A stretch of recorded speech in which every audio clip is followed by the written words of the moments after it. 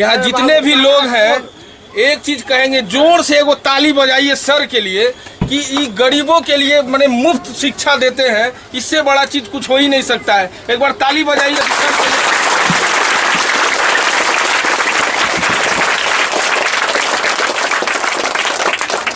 नमस्कार, मैं ब्रजेश सिंह और अभी कोढ़ा के बहरखाल में मौजूद है।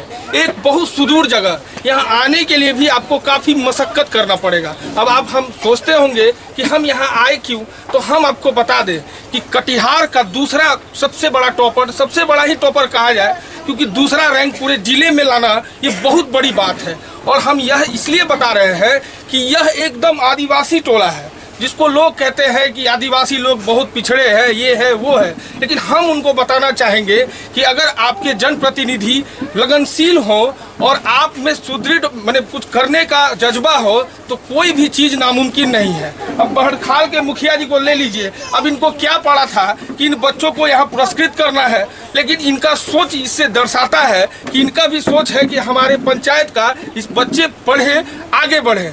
अब इन्होंने सुबह सुबह ही फ़ोन किया कि आपको आना है। हमने पूछा क्या बात है भैया, तो इनका कहना था कि हम अपने बच्चों को, जो हमारे बच्चे अच्छा नंबर लाए हैं, उनको हम पुरस्कृत करेंगे। हमको भी सुनकर बहुत अच्छा लगा, क्योंकि समाज में यह सब चीज़ होना चाहिए, क्योंकि मुखिया ऑल इन ऑल पंचायत के होते हैं। अगर यह पुरस्कृत कर रहे हैं तो इससे बच्चों का मनोबल बढ़ेगा।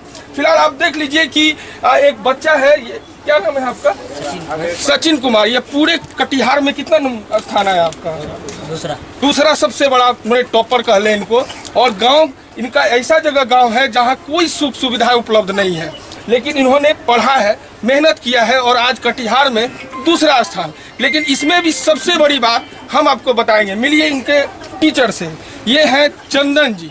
इन्हीं के कोचिंग में पढ़ के यह बच्चे आज अच्छा नंबर लाए हैं, और खास करके इस बच्चे का जो डिस्ट्रिक्ट में दूसरा स्थान लाया है। अब चंदन जी के बारे में जान जाइए कि यह आदिवासी परिवार से है। बहुत लोग के मन में भ्रम होता है कि आदिवासी लोग पिछड़े होते हैं, पढ़े लिखे नहीं होते हैं, लेकिन हम बताएंगे कि इनके देखरेख में, इनके शिक्षा के चलते आज यह बच्चा दूसरा स्थान, और काफ़ी सारे बच्चे हैं जो 400 प्लस नंबर लाए हैं। है बहुत खूबसूरती बात। और तीसरा, हम मुखिया प्रतिनिधि से मिलिए। इनका लगन कहिए, ये बच्चों को आगे कर रहे हैं, और साथ में इनका उप मुखिया जी हैं, ये भी लगे हुए हैं। ये बहुत अच्छी बात है। फिलहाल चलिए मुखिया जी से पहले बात करते हैं। क्या कर रहे हैं मुखिया जी आप? हम बच्चों को सम्मानित कर रहे हैं। हमको बहुत खुशी मिली कि हमारी पंचायत में जो है जिला का दूसरा टॉपर मैट्रिक परीक्षा में हुआ है। हम उसको शुभकामना देते हैं। साथ ही चंदन सोरेन को हम शुभकामना देना चाह रहे हैं, क्योंकि लगातार इनके विद्यार्थी जो है हमारी पंचायत में टॉपर हो रहे हैं और बहुत लगनशील से कम पैसे में भी पढ़ाई करते हैं। और अभी देख रहे हैं भीड़ कितनी है। हमको बहुत खुशी हो रहा है कि मेरे पंचायत का विद्यार्थी दूसरा स्थान लाया। बहुत मुखिया जी लोग को तो पता ही नहीं है कि हमारे क्षेत्र में कौन बच्चा कितना नंबर लाया, लेकिन आप एक एक बच्चा का नंबर जान रहे हैं, तो इसमें क्या क्यों? हम जानकारी रखते हैं, लगातार हम यहाँ आते हैं। हमको जानकारी मिला है कि यहाँ अच्छा कोचिंग संस्था जो है जो गरीबों के लिए मसीदा है और पढ़ाते हैं। इनका चंदन जी का व्यवहार से, यहाँ का परिवार से भी हम खुशी हैं। लगातार हम आते हैं यहाँ और सब बच्चे को मिलते जुलते भी हैं। और मुखिया जी लोग को कुछ कहना चाहेंगे? ऐसा करना चाहिए अपने पंचायत में?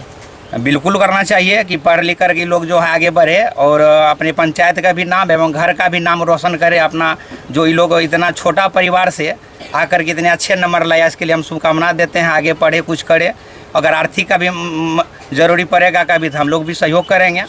पहली बात तो आप आदिवासी हैं, तो लोगों को बताइए कि आदिवासी लोग क्या हैं, कैसे होते हैं, ये बताइए। सबसे पहले तो हम बोलना चाहेंगे कि आदिवासी कैटेगरी के जितने भी लोग हैं तो अक्सर जो है कि समय का सदुपयोग नहीं करते हैं। वो ख़ास तौर से जो है जिसे खाने पीने, जैसे कोई शराब पीना, समय को मतलब कि वैल्यू नहीं देना, इस प्रकार से जो हम अपना जाति में देखते हैं कि जिस कारण से वो लोग आगे बढ़ नहीं पाते। अच्छा, आपके बच्चे 4-5 साल से टॉप कर रहे हैं, अच्छा नंबर ला रहे हैं, क्या पिला उला देते हैं उन लोग को? नहीं, ये तो एक सहज बात है कि बच्चे के किस तरह से उसको पढ़ाना चाहिए। हमें जिस ढंग से बच्चे जो समझेंगे सरल रूप से, उसी ढंग से जो है हमको बताना पड़ रहा है, ताकि जब बच्चे समझने में किसी प्रकार का कोई प्रॉब्लम ना हो, समस्या ना हो। क्योंकि यहाँ खाटी देहात में होने के कारण से बच्चे सब जो है समझने में असमर्थ होते हैं। लेकिन उसको समझाना एक टीचर के हैंड में कि वो किस प्रकार से वो समझाए ताकि वो बच्चे जो है अपने समझ में वो पकड़ सके और अपना कुछ सोचने शक्ति बढ़े। कटिहार को दूसरा सबसे तेज बच्चा दिए हैं मैट्रिक में, मैंने सबसे अच्छा नंबर लाया है आपके कोचिंग से। तो इस बच्चा को क्या आप घोड़ उड़ के पिलाए हैं, तनी बताइए, जो बच्चा सब घोड़ उड़ के पिए कम से कम जो देखेगा तो इस बच्चे का जो है जैसे सचिन कुमार है, ये पहली बार हम इसको नवोदय का कुछ तैयारी करवाए थे।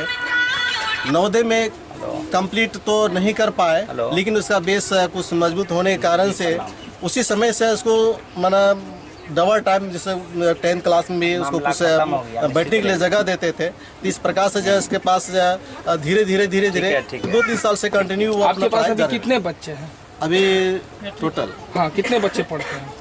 अभी कम से कम 250 बच्चे। आप मुखिया जी बता रहे थे, अभी बोल रहे थे कि अगर मन में दृढ़ संकल्प हो तो आदमी कुछ भी कर सकता है। इस संबंध में बच्चों को बताइए जो आपको देख रहे हैं। इस विषय में तो हम बच्चों को बता ही चुके हैं। मैं फिर से दोहराना चाहूँगा कि अगर बच्चे सोच ले कि मुझे पढ़ना है या किसी भी काम के लिए अगर वो दृढ़ संकल्प कर ले और हौसला बुलंद रखे तो वो मंजिल जरूर प्राप्त करेगा। चलिए बच्चे से मिलते हैं। और ये है कि मेरे गांव के एक शिक्षक जिन्होंने यहाँ एक बहुत बड़ी सुख सुविधा की कमी है, इस परिस्थिति में बच्चे को पढ़ाकर और जिला में दूसरा स्थान दिलवाए हैं, ये बहुत बड़ी गर्व की बात है। और दूसरी बात कि मुझे सबसे ज़्यादा खुशी इस बात की हो रही है कि ये शिक्षक जिन्होंने ये काम करके दिखलाया है वो मेरा स्टूडेंट रह चुके हैं, इसलिए सबसे ज़्यादा खुशी मुझे हो रही है। अच्छा, कितना अंक लाए हैं? 450। अच्छा, तो क्या सब अच्छा से पढ़ाते हैं आप लोग? एकदम। अच्छा, कितना घंटा मेहनत करते हैं? 6 से 7 घंटा से। 6 से 7 घंटा पढ़ते हैं? यस। अच्छा, तब नंबर लाए हैं। आगे क्या बनना है आपको? इंजीनियर से। इंजीनियर बनना है। पिताजी क्या करते हैं? किसान है सर। किसान है। पढ़ने में तो दिक्कत होता होगा, पैसा वैसा का प्रॉब्लम आता होगा? होता है। फिर कैसे मैनेज करते हैं? सर हेल्प करते हैं क्योंकि चंदन सर? जी सर। अच्छा, क्या हेल्प करते हैं? जो निम्न स्तर के बच्चे होते हैं उन्हें मुफ्त शिक्षा देते हैं। मुफ्त? अगली कक्षा के लिए मतलब अगली पढ़ाई के लिए प्रेरित करते हैं। पढ़ाई के लिए प्रेरित करते हैं। एक चीज़ कहेंगे, हमको यहाँ जितने भी लोग हैं एक चीज़ कहेंगे, जोर से एगो ताली बजाइए सर के लिए कि ये गरीबों के लिए मैंने मुफ्त शिक्षा देते हैं। इससे बड़ा चीज़ कुछ हो ही नहीं सकता है। एक बार ताली बजाइए सर के लिए।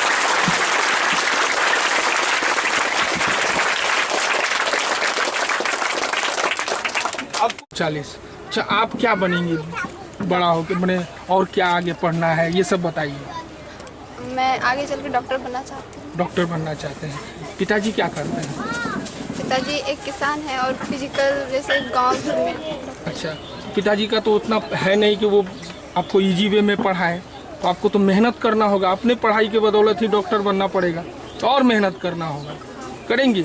हाँ। और उन बच्चियों को बताइए जो घर में सोए रहती है, पढ़ती लिखती नहीं है, उनको बताइए कि अच्छा नंबर लाने के लिए क्या क्या करना पड़ता है।